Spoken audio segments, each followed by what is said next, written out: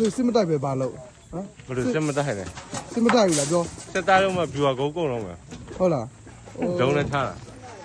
သိလေစစ်မတိုက်ဘူးမင်းတို့မရှိပါဘူးမင်းတို့ဒါဘာလုပ်ဖို့လဲ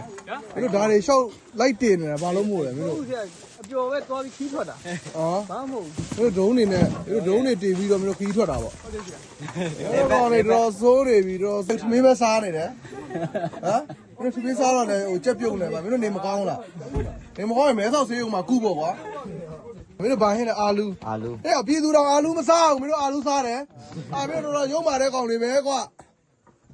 အားလုံးမဲဆောက်ရောက်နေတဲ့တော်လန်ပြေးတွေတောင်မှအာလူမစားရဘူး